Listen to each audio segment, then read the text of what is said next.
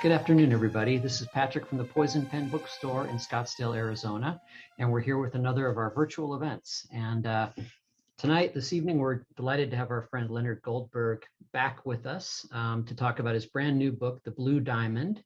And Leonard, as always, signed a batch of books for us, so you can see the signature.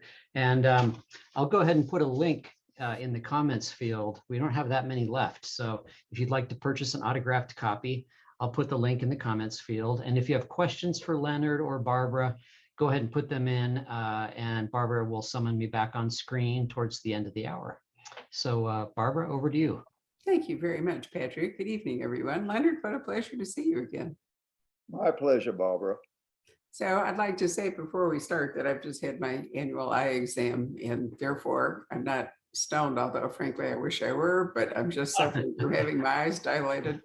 And thinking back though, I mean, we're in 1917, and Sherlock, Holmes, and Watson, the originals, were back in the 1890s, I think. That people didn't have the luxury of eye exams. If your eyes went bad, there you were. In fact, do you remember the movie Kim? Ages ago, Leonard? I mean, I'm trying to remember. It was made, Lord, I can't remember how far back. I don't.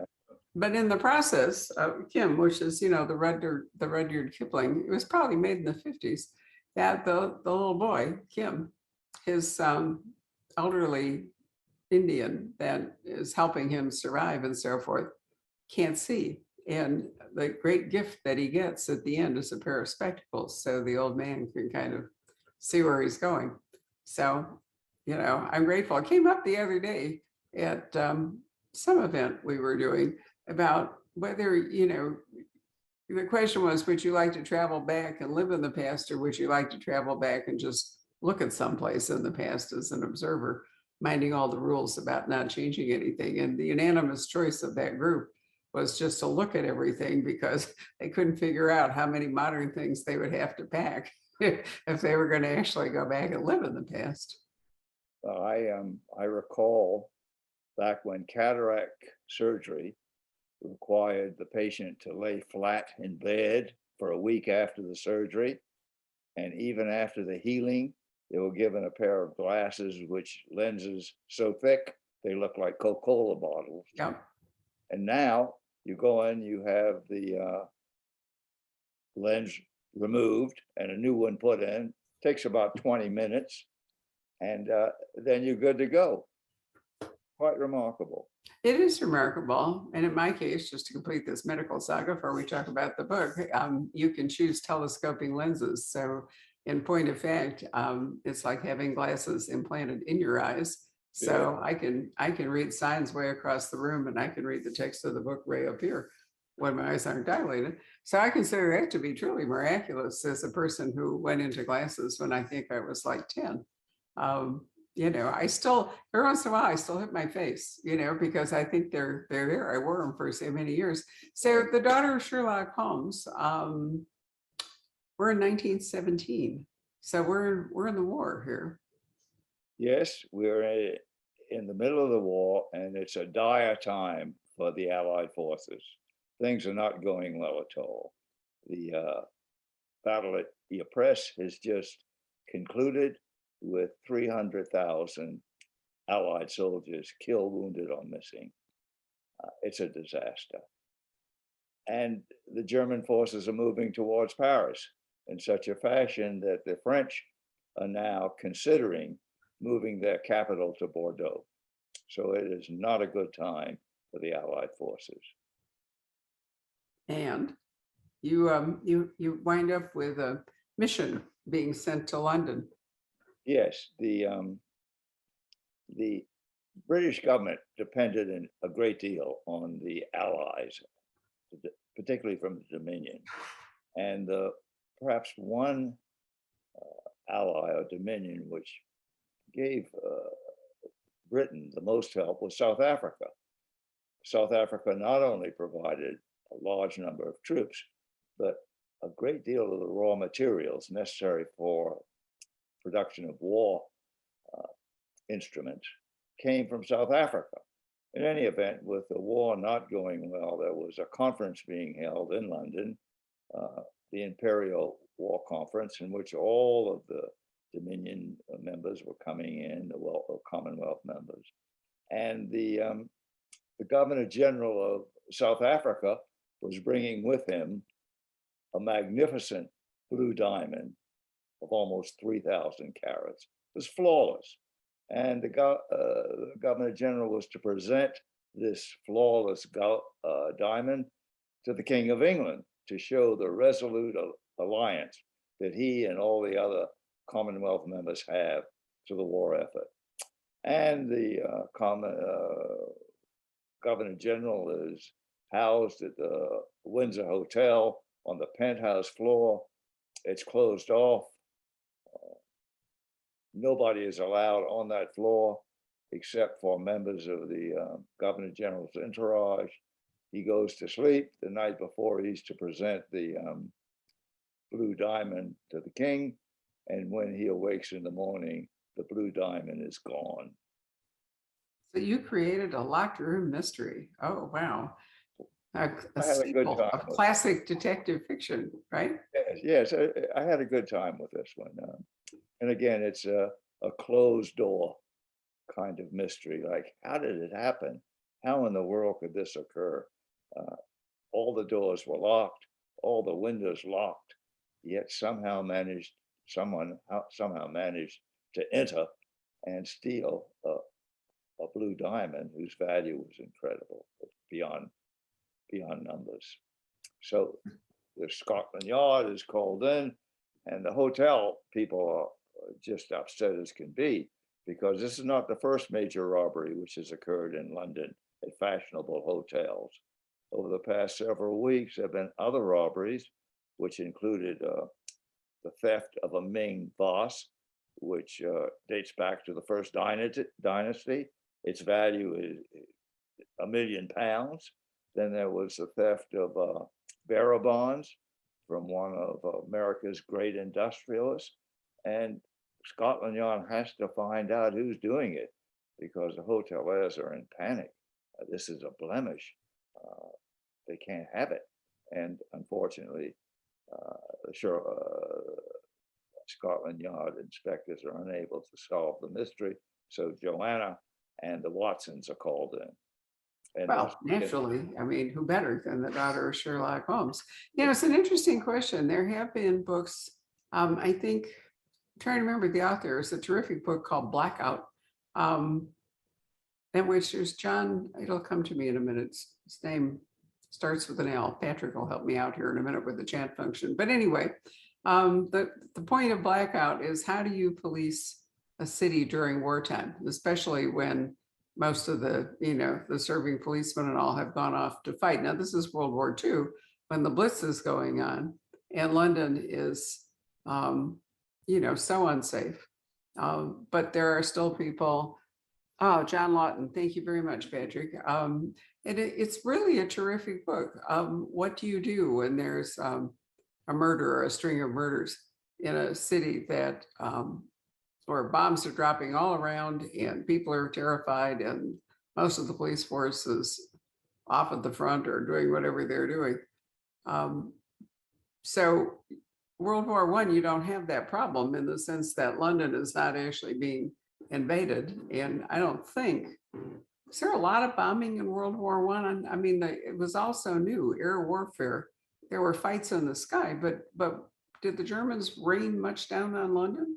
A fair amount, actually. It was kind of interesting. The reason I researched this is because I read a book which you're probably familiar with about Churchill's history during the early part of World War II. The book title was The Splendid and the Vile. Right. It really went into details about how the London Blitz in the 1940s affected everything.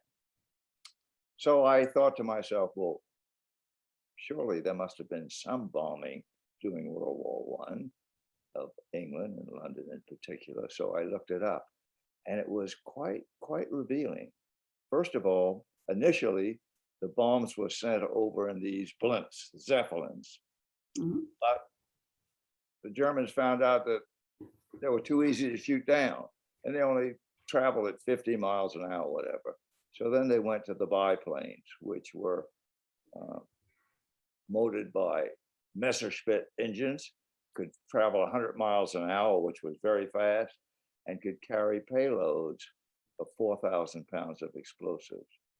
So they bombed London, mainly to frighten the people, of course, but they also bombed the surrounding areas, cities like Birmingham, where there was a huge munition factory. Right. And they had some air fights and what have you, but it was mainly a give and take. And England also sent bombers over to Germany. And the reality is that the public in London did not have a great warning system back then. The blimps, of course, were silent, but the bombers had a drone-like sound, so you could hear them approaching, but only when they were there. So they had an alert system in which the lookouts or what have you would detect the sound of the coming bombers, and then a constable on a bicycle would ride through the neighborhood yelling at the top of his voice, "Take cover, take cover." That was their warning system. Well, I mean, obviously they were making up a lot because the air warfare was so new, the planes, the bombs, the whole thing. But my point was, that if this is all going on here in the Blue Diamond during the war, and if how do you function as a police force? How do you actually solve these robberies? So Lestrade, this is the son of Lestrade, right? Yes. So why isn't he off in France? Has he been wounded? Is it considered an occupation that saves him from the draft if he's, policing with Scotland Yard? What's the deal with him? I believe, although I didn't include it in the novel, that number one, it was his age. He's getting a little older now. And number two is that there were certain people who were immune, if you will, to the draft. Yeah. And these included, for example, people in Scotland Yard, because as you mentioned earlier, during wartime, criminals can have a field day, a literal field day, because the Scotland Yard is diminished in force and number and what have you. So in reality, they had to make certain that a certain number of police or detectives or constables were around to maintain the peace. And I suspect that's what happened to Lestrade. So how old is Joanna and her? I mean, she wouldn't have been necessarily called to serve, although plenty of British women did sign up to drive ambulances and do all kinds of jobs. But what about her husband? I mean, obviously the original Watson is way too old here, but what about her husband? Well, it's kind of interesting. He was a physician, and back in those days, they didn't send physicians to the front. Right. Number two is that not in this novel, but in the coming novel, you will see that young John Watson also played a role in the war, and that he was an expert in the effects of mustard gas poisoning. And he had done research and questioned the people who had been poisoned and survived, and was considered somebody of real value on the home front. So he was kept home for that regard. But again, it wasn't like a MASH unit, or you see physicians at the front. There were very few of them up there, although they were there. But the ones of high status, such as John Watson, I think, were left home for good reason. Well, I mean, basically you still have to have somebody to run the country at home. As I said, you have to have policing. You certainly need medical people to, people still are getting sick. It's not just the war wounded. Although I just read I'm trying to remember whether it's called Facemaker or whatever, book just out about plastic surgery, about, the terrible wounds that trench warfare in particular from snipers and other things that soldiers would sustain, and especially to their faces, which, I mean, many of them had their faces basically destroyed, and it gave rise to enormous advances in plastic surgery to try to help these people, many of whom were suffering from shell shock and so forth, but they didn't get a lot of sympathy because people were so repelled by, the absence of their faces, or their jaws were blown off and they couldn't eat, or, all kinds of horrible things. And it was really a fascinating book to read, although I think some of it began in the Civil War. It seemed to me, I can recall that there were snipers in the Civil War, and one of the problems was that the guns, would blow up and the sniper's face would be affected. And because there wasn't really much in the way of surgery, because anesthesia was just, I don't even remember how much, I don't think there was a lot of anesthesia available in the 1860s. It came along later. They made masks for these people. They would shape masks and paint them and all. And so if they wore them, at least they didn't terrify everybody. But I think that's, that's a fascinating aspect of the war, is what do you do with people who are not just wounded in their minds, but are made hideous, and, their lives are never going to be worth living after the war if they survive, as long as they have these kinds of wounds. Yeah, as you may recall in your reading, before the era of constructive surgery, they would construct masks to hide the wound. But people would see the mask and imagine what was behind it. So it was very difficult for those who were wounded. As far as anesthesia was concerned, it's an interesting story behind anesthesia. You're right. During the Civil War, there was virtually no anesthesia. I mean, that was alcohol or bite down on this, what have you. And if someone suffered a wound to his arm or leg, if it shattered bone, that extremity was amputated. They had no other choice. But in the mid 1800s, there was a dentist in Atlanta, I think his last name was Crawford, who reported using ether to extract teeth from some of his patients. And this sort of caught on. And suddenly physicians started using ether so that they could do reconstructive surgery. And as a result, reconstructive surgery was done during the First World War, although it wasn't widely known. And still those people suffered greatly. And they continued to wear masks for years after that. Yeah. It was devastating to those people, absolutely devastating. It's astonishing when you think, basically just over 100 years later, we were able to come up with vaccines in a remarkable, remarkably short length of time to help deal with the pandemic that we have been in. When you think that, people were wearing masks instead of having surgery just over 100 years ago, it's really amazing how far medicine has come. I think the story, Dr. Goldberg, is that Queen Victoria popularized the use of ether by having it for the birth of her last child, her 9th child. Exactly right. She agreed to have ether to help make the birth easier. And the other thing that happened somewhere in there is that puerperal fever.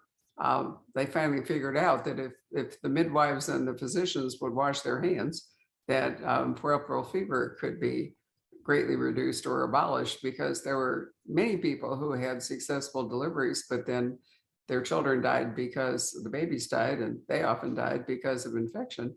So again, wasn't a lot we knew. But that's not what's going on in the Blue Diamond. We digressed here. Tell us about the diamond, because I've actually been to the De Beers mine in South Africa. You can take, there's a train called the Rovos Rail, which is a Victorian line that you can take from Pretoria to Cape Town. And as part of it, they go past the great De Beers diamond mine, and you get out and spend the afternoon there. They have a lot of security. If you're a tourist, they frisk you going in and out. And the mine is now tremendously deep. But of course, at the beginning, it wasn't, come down. They also, of course, carefully searched all the workers. That's true. They didn't smuggle diamonds out. But South Africa back in those days, literally had a monopoly on diamonds. Yeah. I mean, they were the world center for diamond production. And as you may have read, diamonds come in different colors. Mhm. They can be pink, they can be yellow, they can be crystal, they can be blue. The blue diamonds, by the way, get that color because particles of boron are somehow stuck into the lattice of the diamond. And blue diamonds are very much desired because of their color and their sparkling appearance. So here comes this 3,000 carat diamond, which is exceptional. I mean, this is the second largest diamond ever discovered, second only to the Cullinan diamond. So it was to be a great gift to the King of England. It was to show the allegiance, but also to show the wealth of South Africa that would be transferred to England in need. So it served a bunch of purposes. And was a word let out that this diamond was stolen, it would be a terrible blow to morale. And they did everything to try to keep it quiet and did a pretty good job of it, I must say. But in the novel, of course, you have to insert some fiction with some fact. And someone once asked me, well, how much of this novel is really fact? And I said about 50%. And the person nodded and said, so 50% is fact and 50% is fiction. I said, that's correct. And they kind of looked at me waiting to say something more. And I finally added, you have to choose which is which. Good for you. Yeah. Have you ever seen the Cullinan Diamond? It's in the crown jewels, the royal crown jewels of England. So it's in the tower. And Yes. if you go to the tower, you can actually, where the beefeaters are guarding it and the whole bit, you can see the Cullinan Diamond, which is enormous. But as I understand it, the value of diamonds comes not just from the size of the stone and all, but it's part of it is the skill of the cutter who, I don't even know how to explain it all, but anyway, creates the facets and so forth and shapes the diamond. The cut is so important because if it's not done exactly correctly, it loses a lot of its value. Yeah. And in many instances, these large diamonds have to be cut into smaller diamonds and then polished. So it requires an artist to do so. And again, we're getting into my next novel, which I don't want to go into, but suffice it to say that during World War I, all the great diamond cutters and polishers were in Antwerp, Belgium. Yeah. And here we have a problem, again, just briefly about the novel I'm now working on, is Germany had occupied most of Belgium and Antwerp. And if you think you are going to get a big 3,000 calorie diamond past the German eyes, you better think again. So it's part of a story, but most of the diamond cutters came from Belgium, and the name which most of the cutters will talk about is Asher, and there's actually something called an Asher cut, in which the diamond is square with shaved off corners. So, make a long story short, during World War I and shortly thereafter, almost all diamonds were cut and polished in Belgium.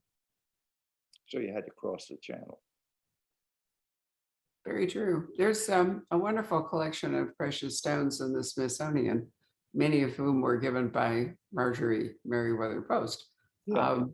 And years and years and years ago, when I was young and engaged, I went to a New Year's Eve party at, I don't remember what embassy it was in Washington, D.C.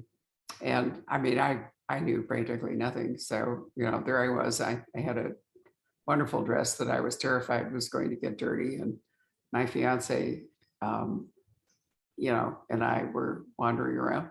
And I finally sat down and I sat next to this older woman and I looked over at her and she was just paved in stones, and I thought they were kind of dirty. And I thought, why is this woman wearing all these rhinestones? I mean, it's all over her shoes and all over whatever it all is. And I was going, seriously. And then I found out later it was actually Marjorie Meriwether Post wearing her, this fortune in diamonds. But it also made me realize that if you have them, you have to keep them clean. Yes. I mean, great jewelry like that requires attention. And but what made me nervous for your blue diamond was the idea that it would be so difficult to sell it. What would almost inevitably happen is that the thieves, if indeed these were real thieves, would have it cut down in order to make it saleable, and therefore, the glory of the blue diamond would be lost forever, which has happened to a lot of, to a number anyway, of great stones, is that they are so identifiable that somebody who's stolen them can't preserve them, but cuts them or has them cut for resale. Well, I think So I'm so. not going to talk about what happens to your blue diamond, but that was my first thought, was if it's really thieves, the diamond is probably lost forever. Well, yes, and part of the novel is that this diamond is going to have to be cut, and it's going to have to be made into smaller diamonds. And assuming this is the truth, then it's going to have to be done in Belgium. Right, across the channel.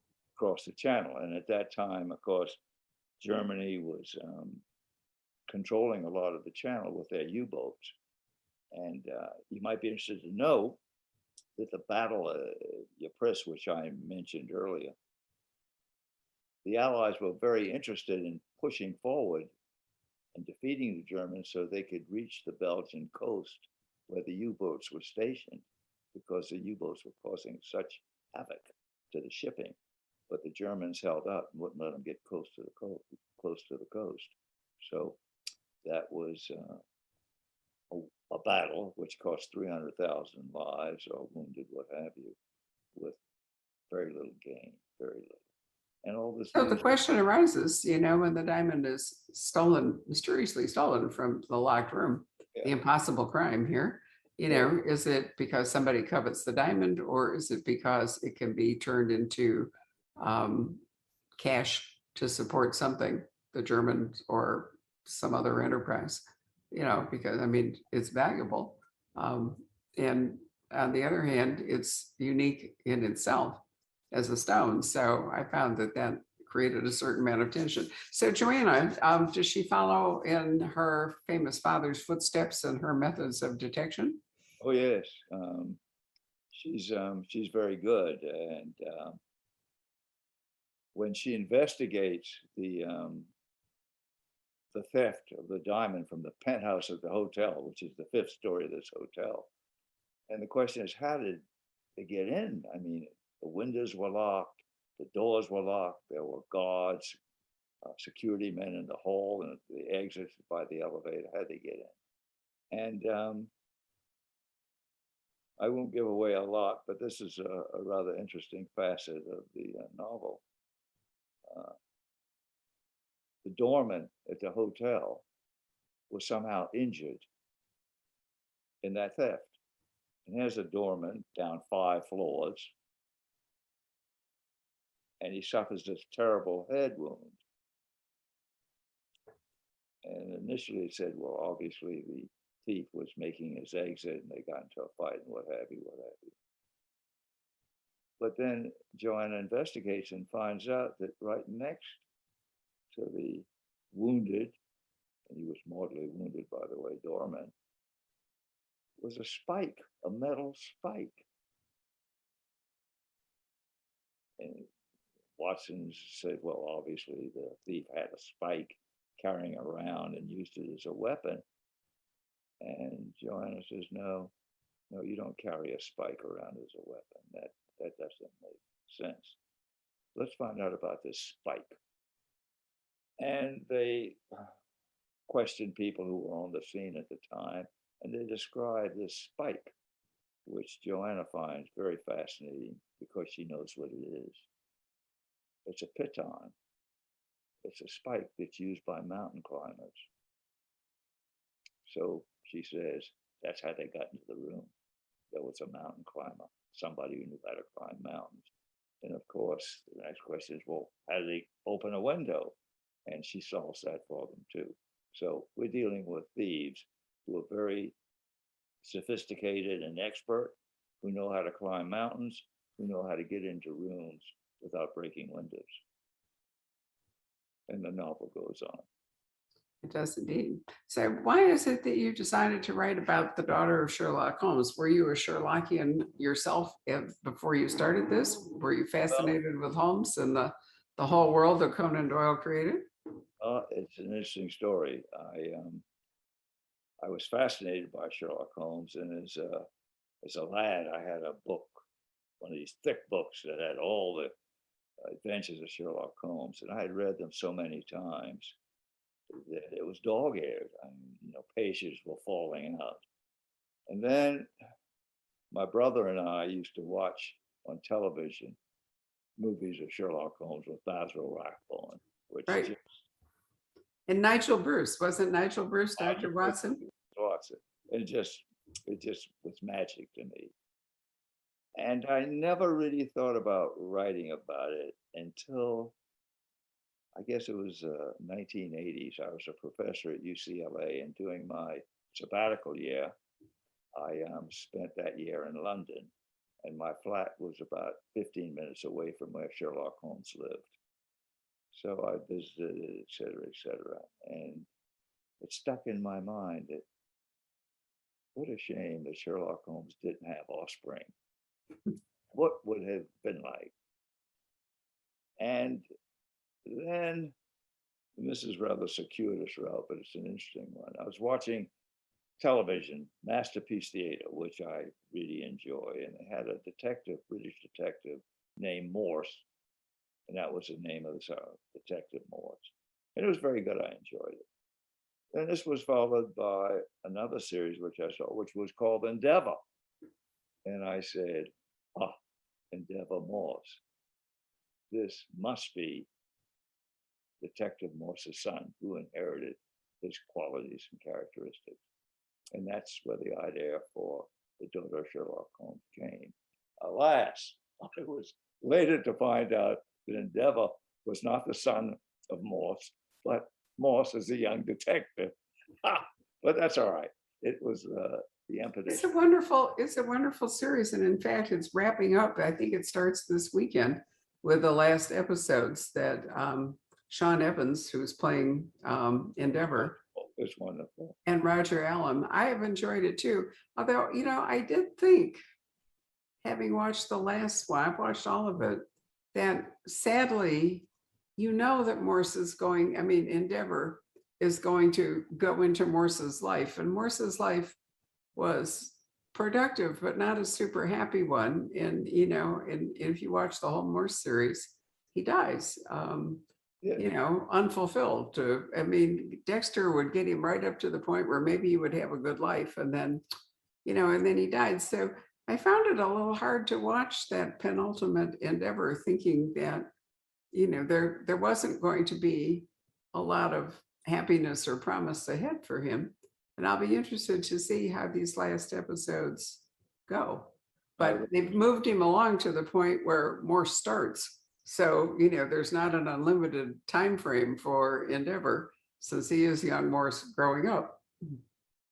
He's it's not only Endeavor, but the characters around him, like Sergeant, what's his name, Thursday, whatever his name is, or the superintendent of police.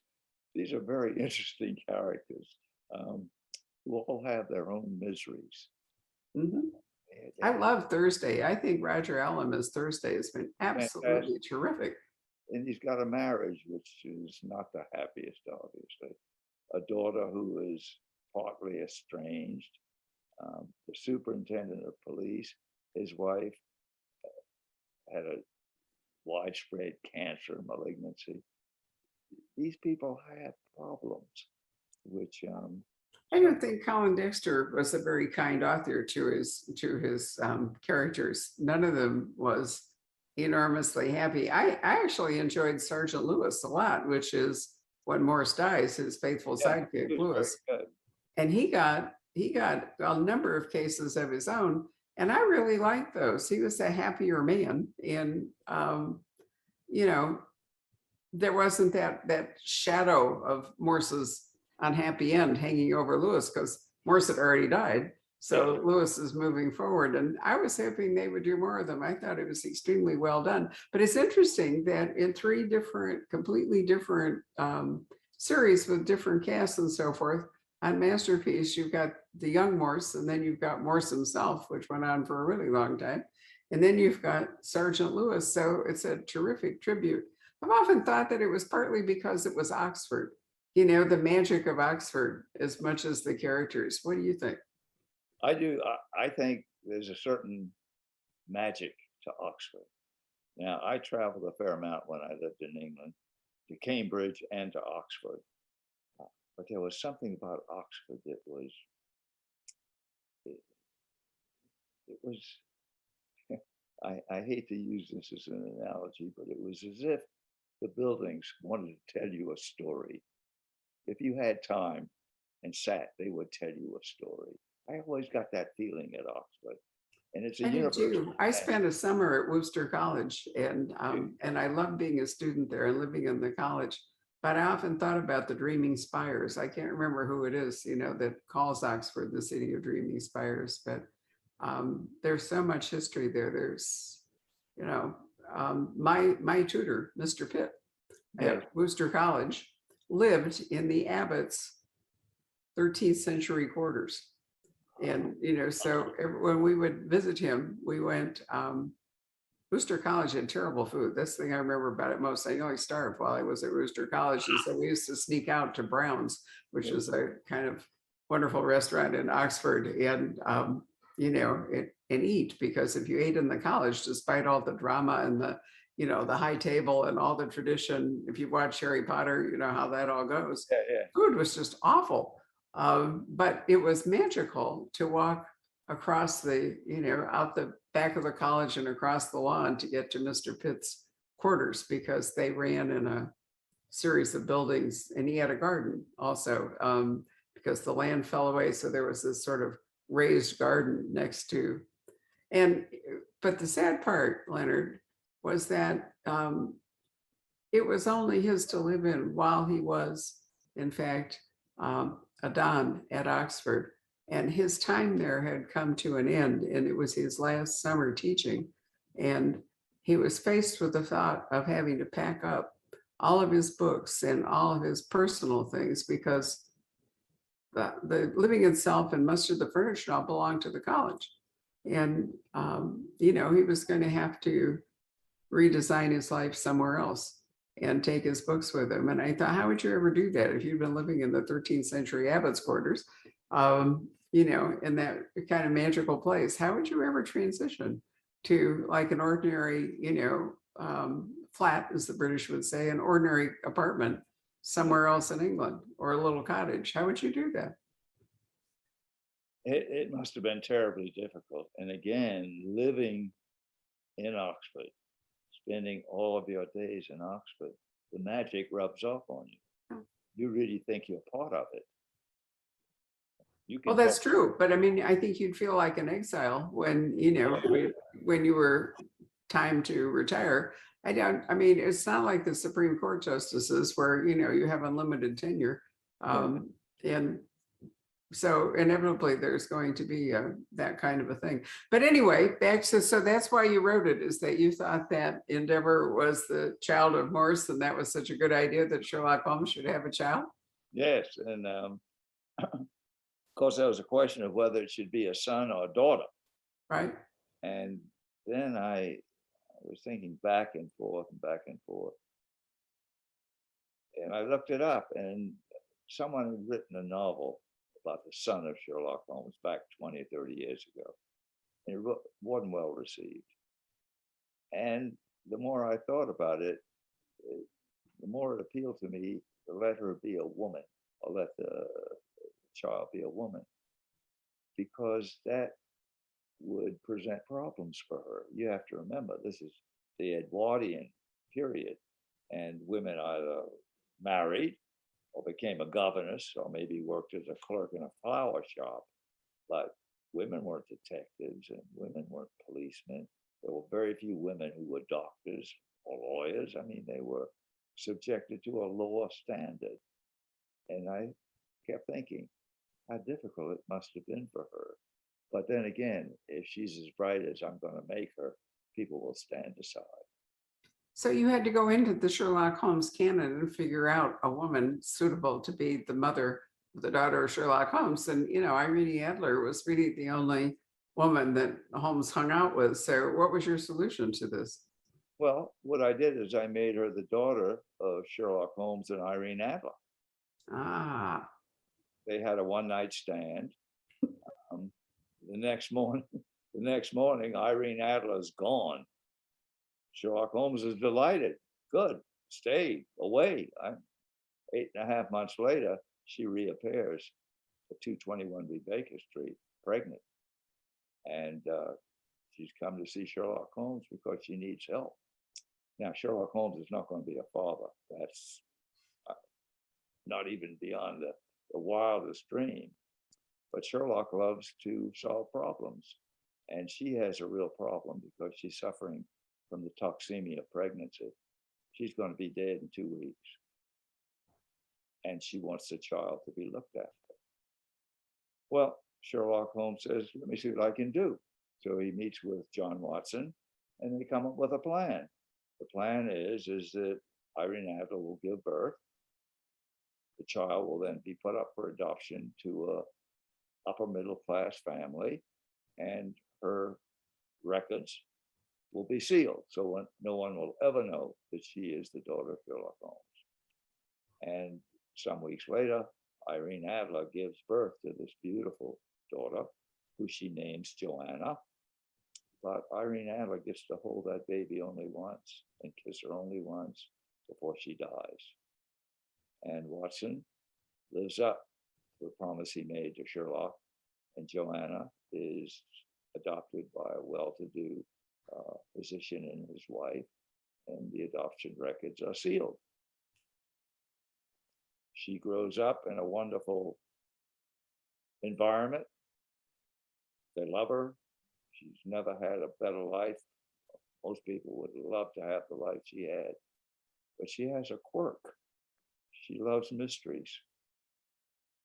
She reads every mystery book she can get her hand on, everything. She goes to plays and she decides who the villain is before the curtain drops on the first act. So she's got this inbred detectiveness in her. And the story takes off from there. Well, her mother was pretty spectacular too. So, the combination is great. Yeah, Sherlock Holmes was outwitted, I think, by 5 people, but only one woman. Right. And that one woman was Irene Adler. Now, he never loved her. He didn't think badly or didn't say, oh, it's her, but he never called her by name. He always referred to her as the woman. so typical of Holmes. Well, I think Joanna has a distinguished lineage, and somehow or other, we won't spoil it, she becomes part of the Watson family. And then, it takes becomes off from there. well known as the sleuth. And so Scotland Yard arrives and the Blue Diamond is mysteriously disappeared and the doorman is laid out with a metal spike, and chaos is reigning. Plus there have been other robberies in London at these at 2 of the fashionable hotels anyway. Yeah. And the war is going on. So I find that, Lestrade and the commissioner of Scotland Yard come knocking at Joanna's door.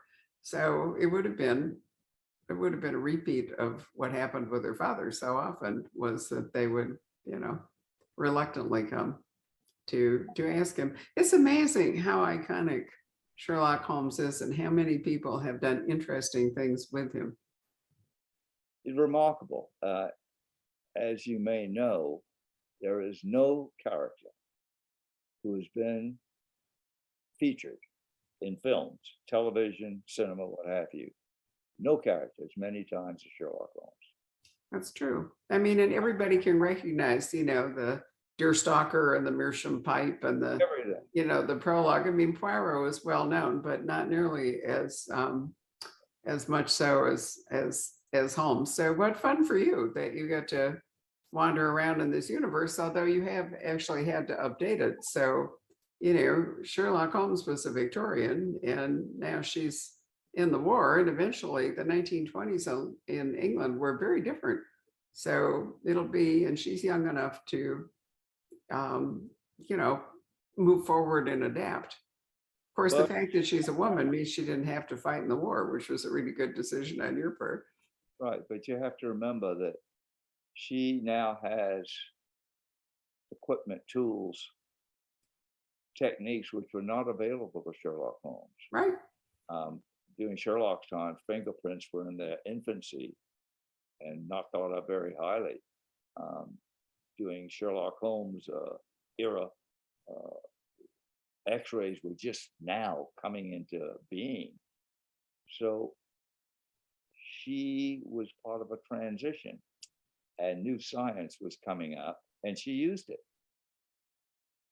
And absolutely. Well, yeah, I mean, I think part of the fascination of Holmes is the beginnings of forensic science. Fingerprints were the guy in Paris in 1903. I can't remember his name. Yeah. But a lot of this evidence wasn't even acceptable in court. They wasn't. It was not admissible. Right. But not admissible. So crime solving has come a long way from the Bow Street Runners that, are just like spying. I mean, we could go all the way back to Sir Francis Walsingham, who was Queen Elizabeth's spy master. And he was actually like the CIA. He ran a fabulous group of spies, one of whom might have been Christopher Marlowe, for example. That, that's a question that still preoccupies people. Why did Christopher Marlowe die in the Cavern in Deptford? Was it a gay romance gone bad, or was it a rival playwright, or was it in fact because he was a spy? There are just all kinds of things going on. So probably the earliest MI5.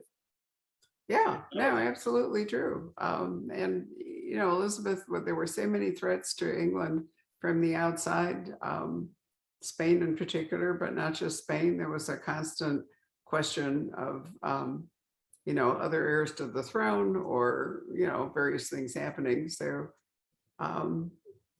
we're all preoccupied with British history. And I have to tell you, Leonard, there's a wonderful author called Sulari Gentle, who I had the pleasure of editing until we sold Poison Pen Press. And she has written a series of books set in the 1930s with Australian protagonists. And what I learned from her was what went on in the 30s in Australia and to some degree New Zealand. There were Nazi plots, there was communism, there was, the same stuff that was going on in Europe, but we're just not that familiar with it. We're so Eurocentric, most of us, that we are oblivious, I think I was to a great degree, to the kinds of challenges that the 1930s, well, the war, because the Australians served valiantly in World War I. Oh, yeah. Particularly at Gallipoli, there was a terrible slaughter of Australian and New Zealand soldiers, just awful. Anyway, you might be interested in reading them because she's very, very good about the history. And I think it's good to remember that, the whole world was affected in the 1930s. We think today that the war in the Ukraine, surrounding all of us is something new, but it really isn't. But Europe has been at war with one another for so long. Forever. I'm certain that the periods of war are far longer than the periods of peace. I mean, yeah. And if it wasn't territorial advancement or whatever, it was religious wars. I mean, the whole history of Europe is one long war. You're absolutely right. Fascinating stuff. Patrick, why don't you come and join us? Because we can't say anything much more about the Blue Diamond without ruining the plot. An interesting thing I did notice, I was watching something on television some weeks or months ago, whenever, It was really not very good, but it shows you how endearing Sherlock Holmes is to us 100 years later, in which a junior detective comes up with a clue that's very obvious, and his superior looks at him and says, "Oh, great, great job, Sherlock." I mean, we use his name in so many ways and fashions. It just struck me over 100 years ago. Absolutely. Well, we know some serious Sherlockians, Leslie S. Klinger, Laurie King, Otto Pensler, fellow bookseller. You know, there's a whole Baker Street Irregular Society that meets every year in New York in January. And I mean, these people are really serious about it all. So write something that's not true about Sherlock, and you will hear from those Sherlockians. They will write it. This never happened. Where did you get this from? And I want to write back and say, no, you don't understand. It's fiction, but to them, it's not fiction. Well, I think that's a tribute to the incredible power of the creation of Conan Doyle's creation, that people can actually take him as a real person. And that during the missing years, they can decide, did he go to Tibet? Did he go to North America? What did he do? In the way that you would try to research the life of, an actual real person where all that had happened. Do we have any questions, Patrick?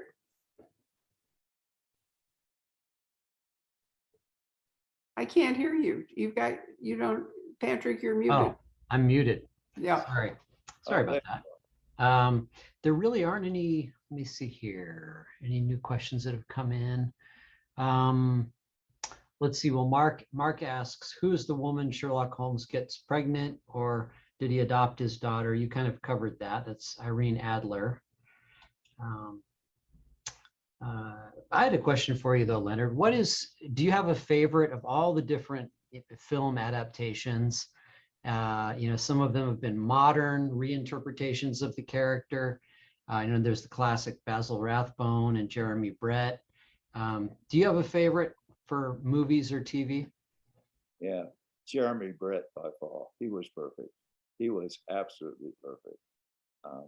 And I think Watson in that episode was rather sharp.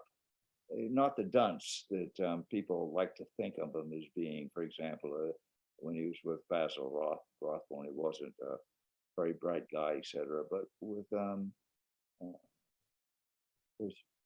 Jeremy Brett, he was rather sharp. And you have to remember, if you look back at Conan Doyle's novels, Sherlock Holmes used Watson as a sounding board. He would have a thesis or an idea or hypothesis. He would try to pass it by Watson, who was good enough to point out its promise or its flaws. So the Jeremy Brett was just 5-star in my estimation. They were wonderful. And ironically, like Morse, he died of a heart attack way too young. Well, it reminds me, one of the great British actors who you're probably aware of, Robert Shaw. Mm-hmm. He was just a fantastic actor. And he was in his early 50s, and he was driving along in England, and suddenly he got chest pain. And for reasons unknown, he stopped his car, got out, and began running, as if he was going to try to outrun death. And of course, he ended up with a massive heart attack and dropped dead, which I often think of as quite remarkable that he picked the time and place of his demise. Very few of us have that choice. That's true. Yeah. And England has produced some extraordinary actors, I think, over the... They all start on the stage. They all come from the Royal Shakespeare stage. We don't have that anymore. The fellow who lives across the way from me his name is Will Patton, a very good actor. And he was telling me about his chats with Gene Hackman. And Gene Hackman says, if you don't come off the Broadway stage, you're not really an actor. And of course, he was talking about the likes of Jack Lemmon and Walter Matthau and Henry Fonda and what have you, because that's where they learned how to act. And in Britain, they all come off the Royal Shakespeare stage. That's why they're so bloody good. Well, they really are amazing. And Holmes is a fascinating character. I'm glad you've had such a good time with it. And it's cheering to hear, because that's the question I usually ask. What are you doing next? But we already know from this conversation that Leonard is working on yet a new book, and the war is not yet over, and it'll be fun to see how they're going. So, Patrick, if there are any other questions, can we say goodnight? And thank you very much to Leonard for joining us again. Yeah, I just wanted to ask about, I know these books have done so well. It's been great. But we first met you when you wrote medical, if I'm not mistaken, medical thrillers. Isn't that right? Correct. Do you have any of those kind of that you're working on, or are those kind of on the back burner for a while? Well, I put them on the back burner, but I have to admit that I have one of those completed novels, rough draft, sitting, waiting for the right time. And that medical thriller series, it went through 9 novels, by the way. And the heroine was Joanna Blaylock, a modern day forensic pathologist. And Joanna Blaylock is the great granddaughter of Joanna in my Sherlock Holmes novels. Ah, So there's a connection. there you go. Generational sleuthing. I love it. And I've talked to editors. I said, Pete, my editor, Pete Wilberton, is just a marvelous editor. I've got this novel about a modern day Joanna. He said, I don't want to hear it. You're doing so well with what we got.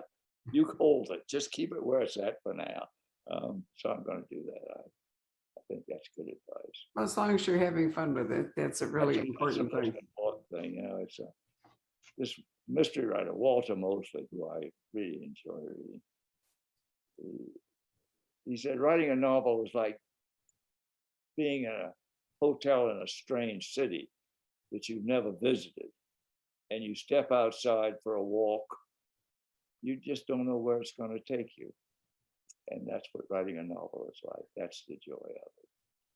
Well, thank you once again for signing books for us. We really do appreciate it, Leonard. And as Patrick pointed out, we only have a few left. Beautiful cover, by the way, on this one, I think. So if you're interested in a little time with Sherlock, well, his descendants and all, here's your chance. So good night, everybody. Thank you very, very much for joining us. Nice seeing you, Patrick, and Barbara. Good to see you too. too. To see you. And you too, Leonard. Thanks very much. Next year. Right. Hello. We hope you're enjoying our programs and podcasts with authors. We'd like to expand them, and your help would be appreciated. Please make a donation at poisonedpenfoundation.org. 100% of the proceeds will go to help connect authors with readers in this difficult time. Thank you.